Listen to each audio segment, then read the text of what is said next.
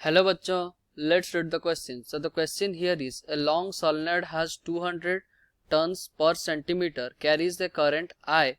The magnetic field is at its center is 6.28 into 10 to the power minus 2 Weber per meter square. Another long solenoid has 100 turns per centimeter and it carries a current of I by 3.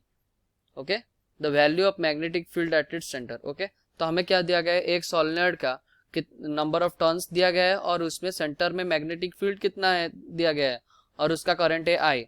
जब एक solenoid another solenoid लगे उसका current अगर आई by 3 होगा और number of turns भी उसका दिया गया है तो हमें पूछा गया है magnetic field at its centre कितना है. Okay, so the key concept of question here is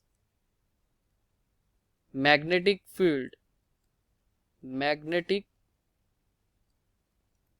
field due to a solenoid. ये कितना होता है, B equals to mu naught N into I. Okay, N यहाँ का क्या है, N equals to capital N upon L. ये capital N है नंबर ऑफ टर्न्स और ये है L है per unit length. Okay, so let's come to the question. Question में क्या गया है, 200 टर्न्स है हमारा और ये हमारा कितना टर्न्स है, 200 टर्न्स. फर्स्ट केस 1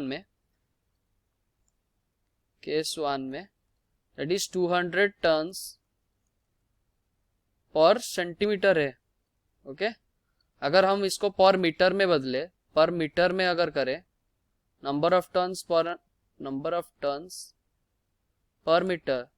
क्यों पर मीटर हम क्यों कर रहे हैं, क्योंकि हमारा magnetic field weber per metre square में दिया है तो एक ही यूनिट लेंगे. अगर हम इसको पर मीटर में बदले तो हमारा क्या आ जाएगा,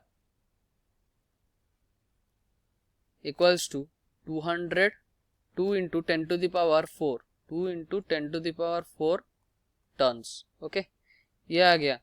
तो इसको वैल्यू पुट करते हैं, b equals to mu naught का वैल्यू क्या है, 4 pi into 10 to the power minus 7 into n कितना है 2 into 10 to the power 4 into mu naught n into I कितना है, ये तो हमारा आई दिया गया है. और ये b का वैल्यू कितना दिया गया है, b का वैल्यू दिया गया है 6.28 into 10 to the power minus 2.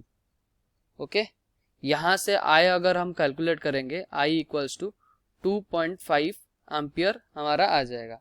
Okay, तो केस 2 में देखते हैं. केस 2 में हमें क्या पूछा गया है, हमें पूछा गया है मैग्नेटिक फील्ड. केस 2 में वही हम उसी वेयर को ले रहे हैं, मतलब वो सॉलिनॉइड में ले रहे हैं. हमें क्या निकालना है, 100 टर्न्स पर सेंटीमीटर अगर करेंगे उसी करंट का डिवाइडेड बाई 3 करना है. तो ये हमारा मैग्नेटिक फील्ड B हमें निकालना है, equals to 4 into 10 to the power minus 7 into n हमारा कितना है, 100 टर्न्स पर सेंटीमीटर दिया गया है.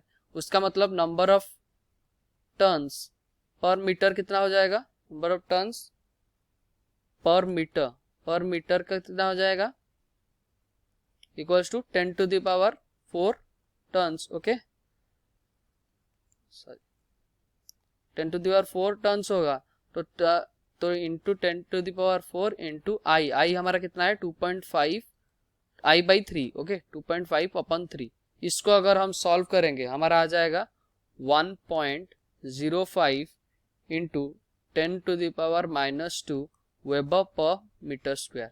ओके, तो our correct option is option number A, that is 1.05 into 10 to the power minus 2 Weber per meter square. Hope you understood well. Best of luck. Thank you.